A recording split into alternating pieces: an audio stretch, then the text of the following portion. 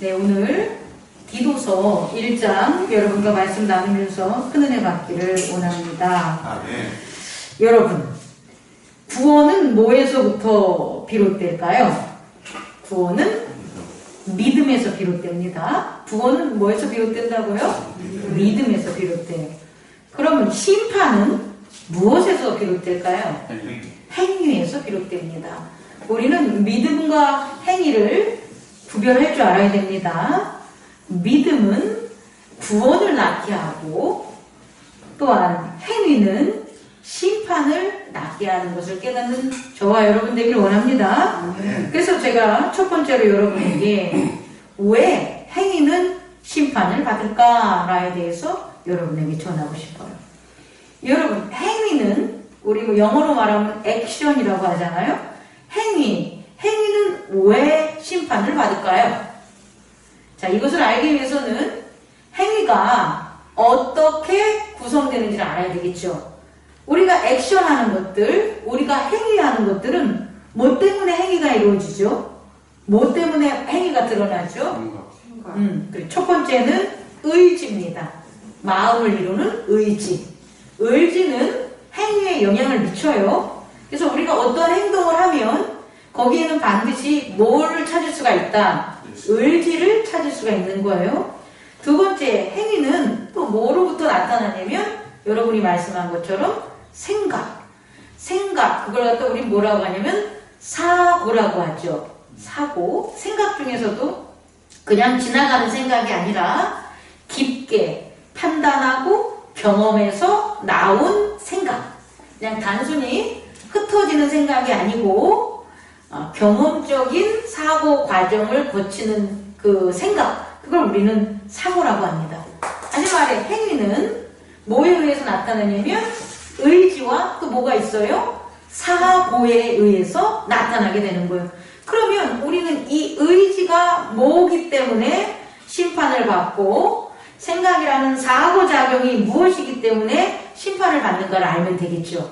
그래서 의지는 반드시 뭐가 있냐면 인과성이 있어요. 의지의 특성이 뭐가 되냐면 인과성이에요. 우리 인과응보 알죠? 의지는 반드시 무슨 특성이 있다?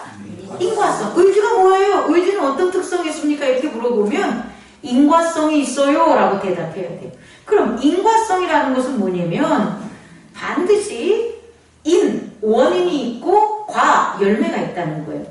그러니까 의지라는 것은 반드시 그걸 내가 만드는 게 아니라는 거예요. 의지는 내가 뭔가를 갖다가 하고자 하는 게 의지가 아니에요. 그건 생각이고요. 의지는 두 가지 의지밖에 없어요. 두 가지. 그게 뭐냐? 첫 번째는 선한 의지. 선한 씨앗. 선한 씨앗이라는 원인이 뿌려지면 반드시 선한 씨앗은 어떤 열매를 맺어요? 선한 열매를 맺어요. 이게 인과성이에요. 또 의지는 뭐가 있냐면 악한 의지가 있어요. 그래서 악한 씨앗을 뿌리면 어떻게 되는 거예요? 악한 열매를 맺는 거예요. 이게 뭐가 되냐? 의지의 인과성입니다. 그래서 심판받는 거예요. 우리는 심판이라는 것을 여러분 막 멸망되고 없어지고 그리고 막 감옥에 가두고 이런 것들을 심판이라고 생각하잖아요. 이것은 행위에 대한 심판이고요. 사고에 대한 심판이고요. 의지에 대한 심판은 뭐냐면 이게 이러한 열매를 맺었는데 이 열매의 원인이 드러나는 거예요. 그래서 선한 씨앗을 악한 씨앗과 섞어놓을 수 없고 악한 열매가 선한 열매에 섞여지지 않는 거예요. 그러니까 서로가 어떻게 되는 거예요? 선한 씨앗은 선한 열매로 구분되고 악한 씨앗은 악한 열매로 구분되는 그 저지먼트가 심판이라고요. 이해갑니까? 그래서 선한 열매는 당연히 선하기 때문에 그것은 의로운 대접, 영광스러운 거고 악한 씨앗은 악한 열매이기 때문에 악하기 때문에 어떻게 되는 거예요? 사망과 음부와 불못에 던져지게 되는 거예요. 이해할 수 있겠죠? 다시 말해, 행위는 왜 심판을 받냐 봤더니 뭐 때문이다. 첫 번째, 행위를 이루는 의지의 인과성 때문이다 라는 것을 깨닫는 저와 여러분 되기를 원합니다.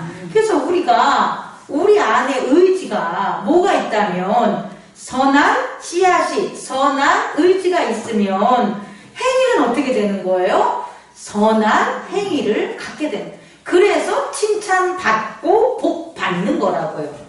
그런데 우리 안에 어떤 씨앗이 뿌려지면, 악한 씨앗이 뿌려지면, 악한 씨앗이 뿌려졌기 때문에 내가 아무리 뭐하고 살고 싶어도, 선하게 살고 싶어도, 선한 열매를 맺고 싶어도 내 안에 뭐가 있으니까 악한 씨앗이 뿌려졌기 때문에 악한 열매를 맺을 수밖에 없는 거예요, 여러분. 여러분, 이 귀한 것을 깨닫는 저와 여러분 되기를 원합니다. 그래서 선한 의지는 반드시 드러나는데 어떻게 드러나냐 봤더니, 뭔지 몰라요. 예수 그리스도의 씨앗이 뿌려진 거예요. 다시 말해서 예수 그리스도는 하나님의 뭐가 됩니까? 자기 희생의 의지가 되는 거죠.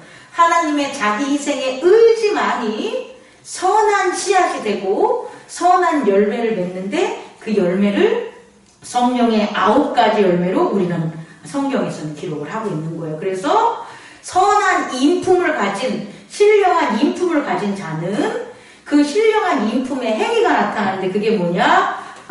성령의 9가지 열매, 사랑, 희락, 화평, 오래 참음, 자비, 양성, 충성, 온유, 절제, 이런 열매들이 나오는 거예요. 그래서 이 같은 것을 금지할 법이 없다 하니까 이런 것들을 막을 게 없는 거예요. 대응할 게 없는 거라고. 그래서 승리하는 것도 깨닫는 저와 여러분 되기를 원합니다. 그럼 악한 의지는 우리가 그동안 많이 했지만 뭐가 되겠어요? 악한 의지는 이기적 의지예요. 이기적 의지. 자기를 위한 의지. 아담의 오욕은 아담이 하와를 위해서 먹은 것도 아니고, 뱀을 위해서 먹은 것도 아니고, 하나님을 먹은 것도 아니고, 자기 자신을 위해서 선악과를 먹은 거예요. 뱀도 나를 위해서 선악과 드세요 아담한테 한 게 아니라고요. 아담한테 뭐라고 꼬신 거냐면, 너를 위해서, 너가 눈이 밝아져서 하나님처럼 지혜롭게 되는 너를 위해서 뭐를 먹어라? 선악과를 먹어라 라고 한 거예요. 그 씨앗, 그 악의 의지의 악한 씨앗이 누구에게?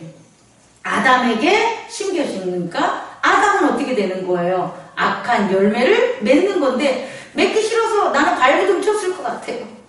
난 발부둥 쳤을 것 같아. 아담도 하나님한테 돌아가고 다시 에덴에서 살고 싶고 얼마나 그 마음이 있었겠어요. 그런데 이미 심겨져 있는 그 악한 씨앗, 자기를 위한 오욕이라는 의지를 뭐 할 수 있는 거예요? 자기가 빼낼 수 없다는 거예요. 그 행위를 자기가 막을 수 없는 일들을 하는 거죠. 그게 이 세상의 만들어짐이라고요. 인간 세계의 만들어짐이라는 걸 깨닫는 저와 여러분 되길 원해요. 행위를 이루는 두 번째는 뭐냐면 사고라고 했잖아요. 의지가 인과성이 있다면 사고, 생각하는 사고작용은 응보성이 있어요. 응보성. 우리는 인과응보, 불교적인 용어로 많이 알고 있어요.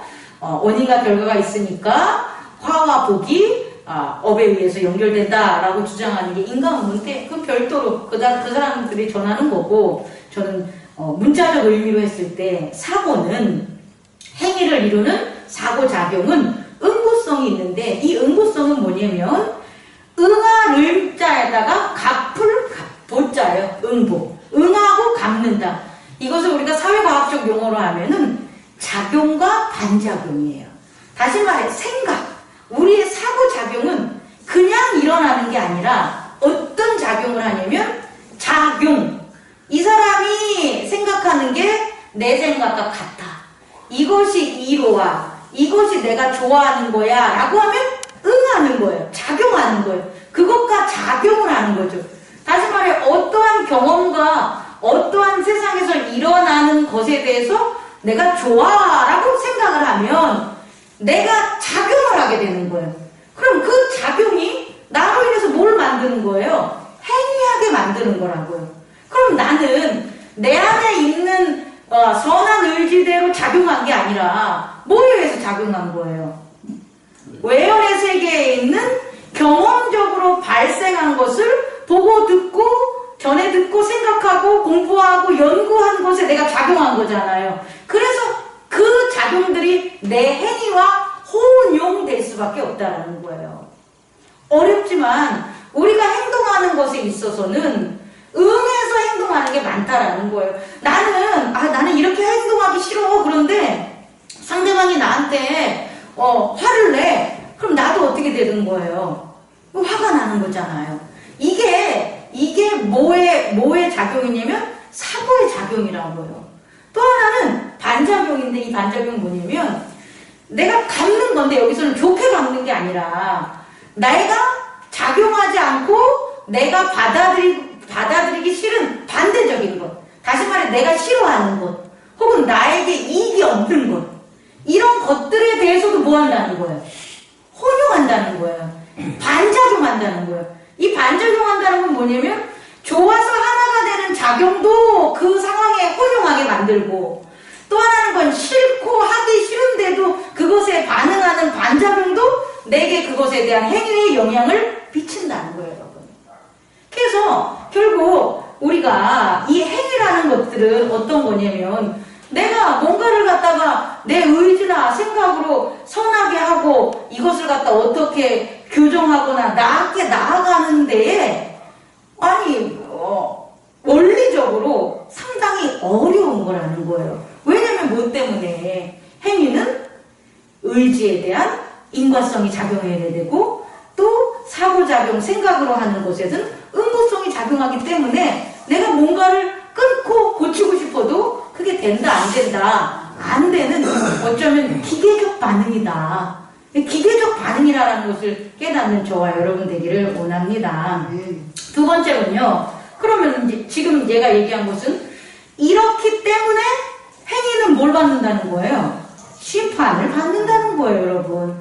행위는 의지의 인과성 때문에 심판을 받고 행위는 사고의 응고성 때문에 뭘 받는다? 심판을 받는다는 거예요. 그래서 양은 양끼리, 염소는 염소끼리, 알곡은 알곡끼리, 쭉정이는 쭉정이끼리, 악은 악끼리, 선은 선끼리. 이게 심판이라고요, 여러분. 그래서 이것은 행위에 의해서 받는다는 겁니다.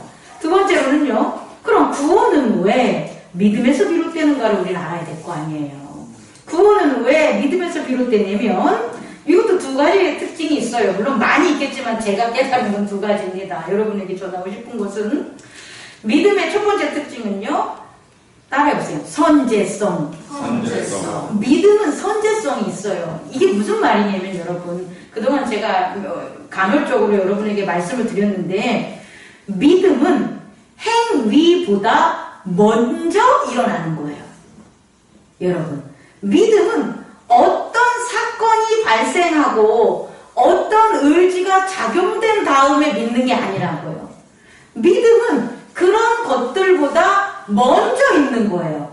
그래서 믿음은 어떤 특징이 있냐 봤더니 행위보다 먼저 있기 때문에 참될 수밖에 없는 거예요. 왜? 영향을 받지 않으니까. 뭐에? 아까 말한 심판의 의지나 심판의 생각의 응보성에 영향을 받지 않으니까 믿음은 어떻게 되냐? 참되다는 거예요. 참된 믿음을 가질 수가 있는 거예요.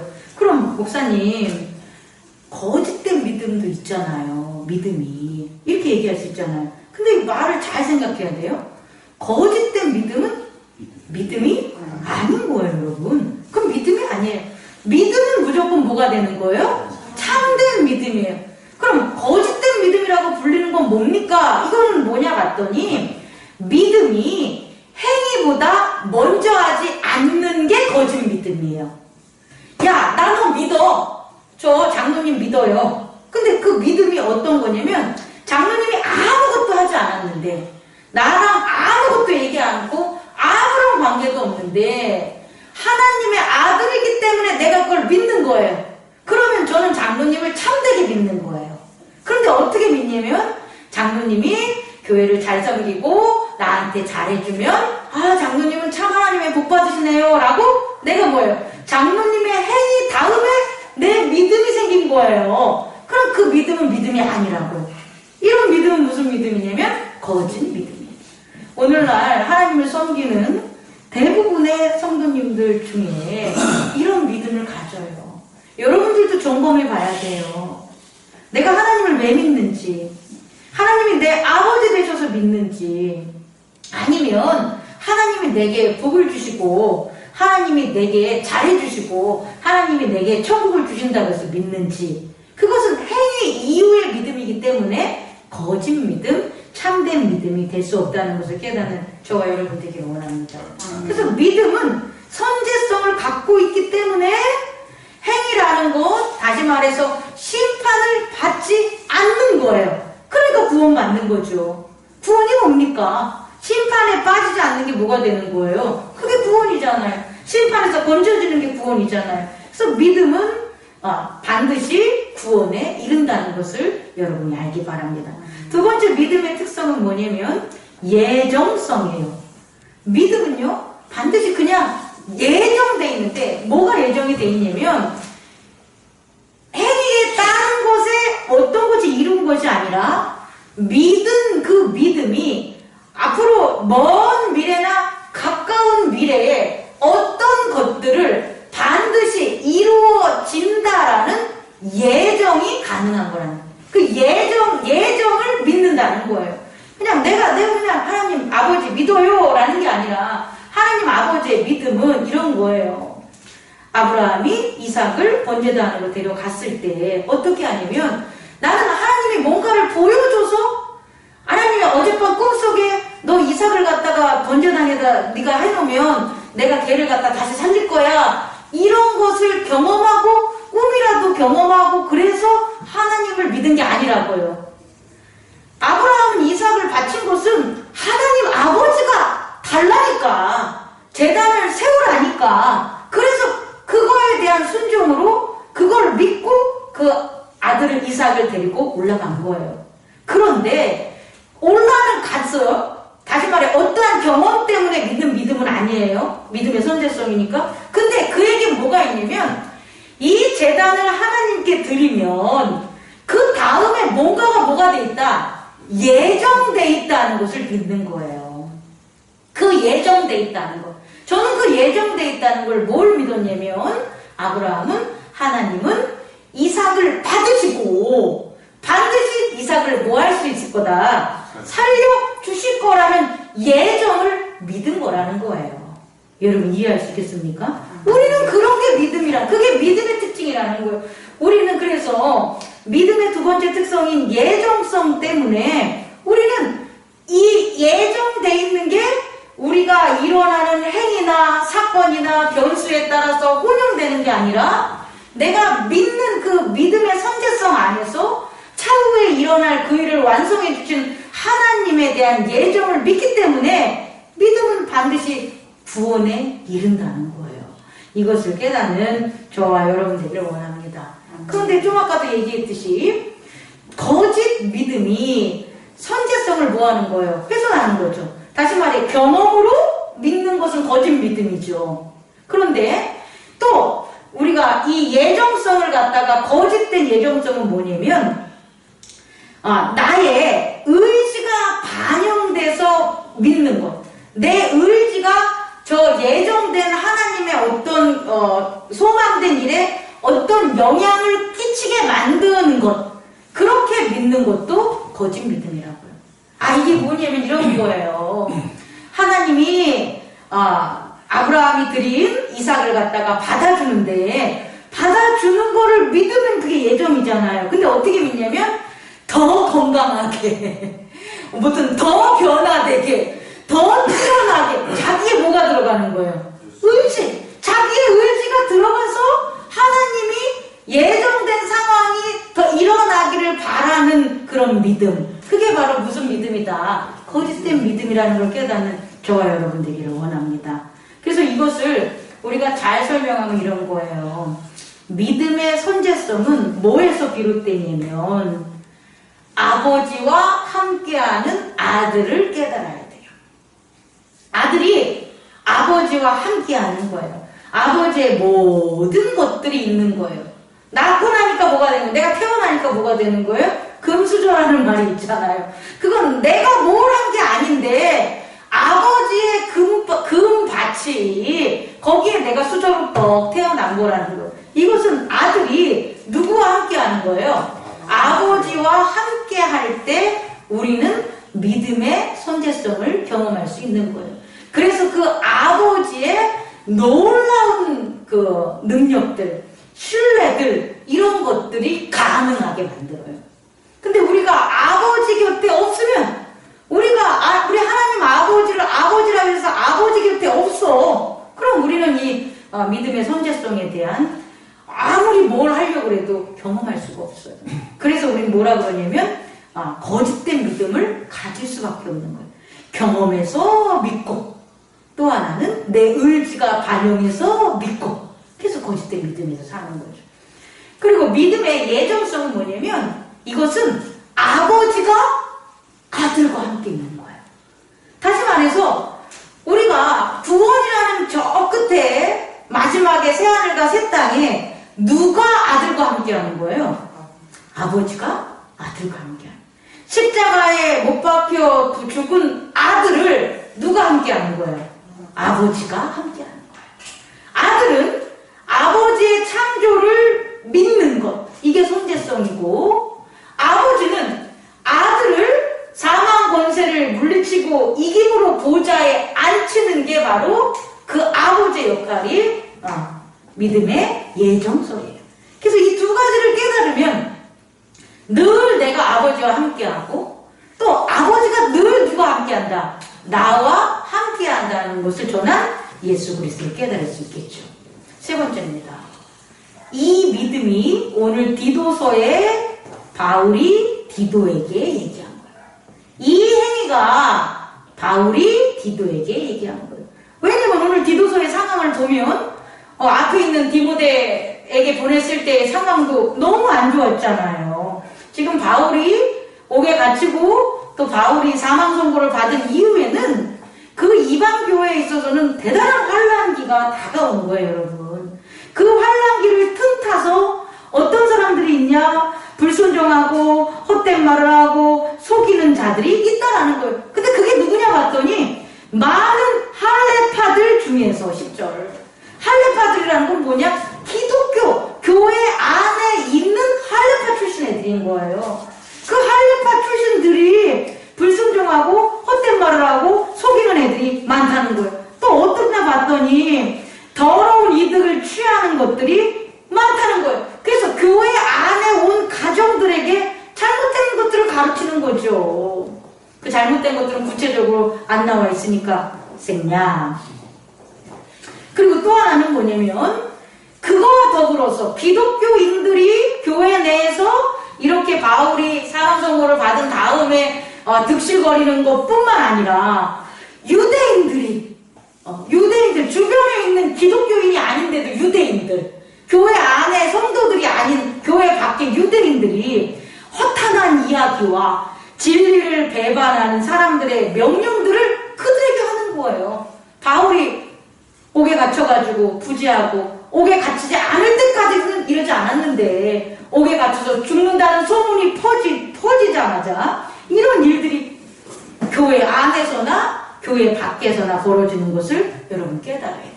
더 중요한 건요, 디도는 설상가상 중에 디도가 뭐 하는 거예요? 지금 살고 있는 그레데 지방, 지금 그레데인들, 얘네들은 또 어떤 애들인 거예요? 거짓말. 어떤 선지자가 말하되 그레데인들은 항상 거짓말쟁이며 악한 짐승이며 배만 위하는 게으름뱅이다라는 거예요. 그럼 지금 교회 내의 문제, 교회 밖의 유대인의 문제, 또 그 민족의 그레데인의 문제, 지금 디도는 너무나 어려움에 절망적인 상황에 처해 있을 거란 말이에요. 그럼 디도가 이런 절망적인 상황을 뭐 한다면, 행위에 따른 것으로 나간다면 그의 의지의 인과성, 악이 들어오고 자기를 위할 수밖에 없는 거잖아요. 이런 세태 속에서 우리 디모데후서에서 봤듯이 바울을 떠난 사람이 있잖아요. 자기를 위해서 교회를 떠난 자도 있잖아요. 않습니까? 자기를 위해서 그 의지의 인간성, 악의 의지의 인간성, 아담의 악의 의지의 인간성이 작용해서 나도 교회 다 버리고 가고 싶지 않겠습니까? 여러분, 이걸 꼭 깨닫는 저와 여러분 되기를 원합니다. 그런데 바울이 뭐라고 했냐면, 그런 상황 속에서도 너가 승리하고 영광스러울 수 있다라는 거예요. 여러분이 내적으로도 힘들고 외적으로도 힘들고 또 상황에 속해 있는 환경적으로도 어려운 일이 있을지라도, 그래서 여러분들 안에 의지의 인간성과 행위의 응고성이 자꾸 나를 행위로 죄로 심판받을 상황으로 이끄는 상황이 벌어진다고 할지라도 이것을 극복하고 이겨낼 수 있는 방법이 있다라는 거예요. 그게 뭐냐 봤더니 바울이 믿음을 누구에게? 디도에게 똑같이 전해주는 거예요. 이 믿음은 바울이 예수 그리스도에게 받은 믿음이에요. 다시 말해, 예수 그리스도를 전도하는 것은, 예수 그리스도를 제단에 드리는 것은, 제사 드리는 것은 그냥 제사 드리고 예수 그리스도를 전도하는 게 아니라고요. 예수 그리스도의 믿음이 내 안에 가득하게 되는 거예요. 나의 행위적인 것, 나의 거짓된 믿음이 있는 게 아니라 예수 그리스도를 전도함으로 예수 그리스도를 제단의 속죄제와 화목제로 하나님께 드림으로 예수 그리스도의 믿음이 내 안에 세워진다는 거예요. 여러분, 이걸 꼭 깨닫는 저와 여러분 되기를 원합니다. 여러분이 참 믿음, 참된 믿음, 오욕칠종이라든지 악의 아담의 씨앗, 자기를 위한 이런 것들의 행위로 심판받지 않는 그런 순수한 온전한 믿음을 여러분 갖고 싶습니까? 여러분 뭐 하셔야 되냐면 전도하셔야 되는 겁니다. 저를 통해서 받은 오늘의 예배의 말씀을 전해야 되는 거예요. 예수 그리스도 안에서. 그래야 여러분들의 믿음이 참된 믿음이 되는 거예요. 근데 예수 그리스도를 통해서 나는 예수 그리스도 구원 받았고, 난 예수 그리스도 통해서 은혜를 받았고, 난 예수 그리스도 안에서 이 성전에서 행복하게 지내, 나는 평화로워, 말로만 그렇게 얘기했지. 실상 이것을 전도하지 않으면, 전하지 않으면 그 믿음은 나의 의지와 나의 사고작용이 발생하는 행위가 된다는 거예요, 여러분. 이것을 깨닫는 저와 여러분 되기를 원합니다. 그럼 마지막으로 예수 그리스도에게 받은 믿음, 그리고 바울이 디도에게 전한 믿음, 그 믿음은 뭐냐? 그 믿음의 특징을 보면 오늘 말씀 1절 2절에 나온 것처럼, 첫째는 이 믿음은 따라 읽어보세요. 하나님이 택하신 자들의 믿음. 그러니까 이 믿음은 우리가 결정하는 게 아니라는 거예요, 여러분. 하나님이 택한 자들의 믿음이라는 거예요. 다시 말해, 이건 하나님이 여기서 택한 것은 그 자들을, 인간들을 택한 게 아니라 믿음을 택한 거란 말이에요. 하나님이 택한 믿음. 이해할 수 있겠습니까? 우리가 어떻게 해서 막 드리는 믿음이 아니라 하나님이 택한 믿음만이 우리가 이 환난의 시기를 극복할 수 있다는 거예요.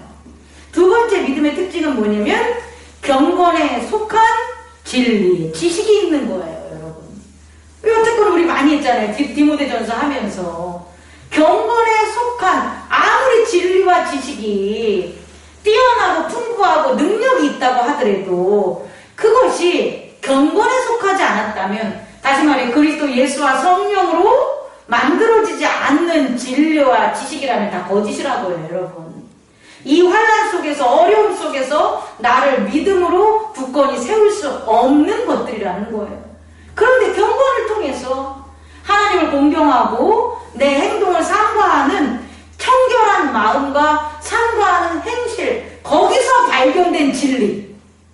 어디 도서관에서 책 읽고 이게 진리라고 하는 그런 어떤 말들, 그걸 머릿속으로 집어넣는 거 아니고, 어떤 사람이 이거 좋은 거라고 했더니 정말 좋은 거 같아. 그래서 그 말 듣는 그런 진리가 아니라, 목사님이 설교하면서 얘기한 그런 진리 아니라고요, 여러분. 여러분 스스로가 발견한 진리.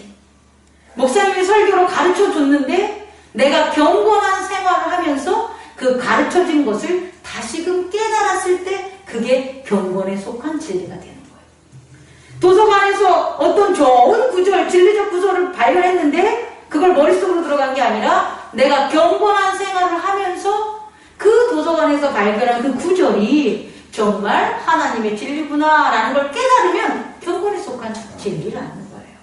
이 진리로 만들어진 믿음이 예수님이 바울에게 준 믿음이고 바울이 디도에게 주는 믿음이에요. 마지막으로 어떤 믿음이냐 봤더니 영생에 소망이 있는 것, 이게 믿음이에요.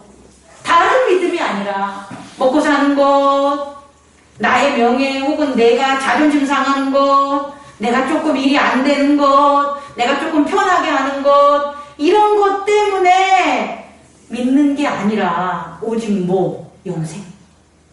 힘들어도 이 힘듦을 내가 극복하겠습니다. 왜? 나의 의지와 나의 행위로 진 거니까. 그렇지 않겠습니까? 제가 이것을 감당하겠습니다. 이겨내겠습니다. 아무리 큰 짐이라도, 아무리 큰 무거운 거라도 내가 한 거니까. 내가 죄의 의지로 졌고 내가 행위의 응고성으로 내게 나타난 사건, 사고들이니까 내가 이것을 뭐 하겠습니까? 극복하겠습니다. 이겨내겠습니다. 주님 떠나지만 말고 저를 보호해 주시고 혹시라도 제가 좌절한다면, 제가 못한다면 제 목숨이라도 영생하는 데 구원해 주십시오. 라는 믿음. 그게 영생의 소망인 거예요.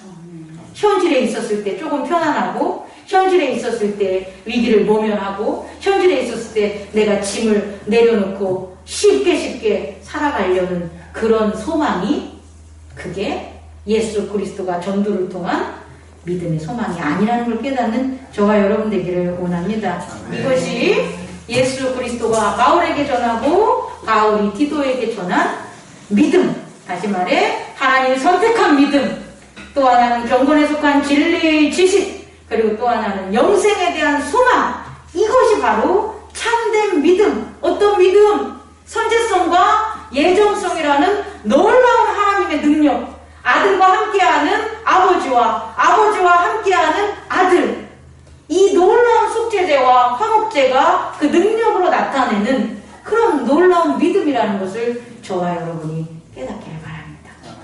마지막으로 여러분 힘드시겠어요? 힘들겠어요? 어렵겠어요? 하지만 해야 돼요. 뭐냐면 만인 제사장은 교회를 허락하고 내가 제사장으로 거룩함을, 경건함을 찾는 모든 자들에게 혈통적으로 레위 족속이 아니더라도 제사장을 삼겠다라고 한 게 예수 그리스도의 언약인 거예요.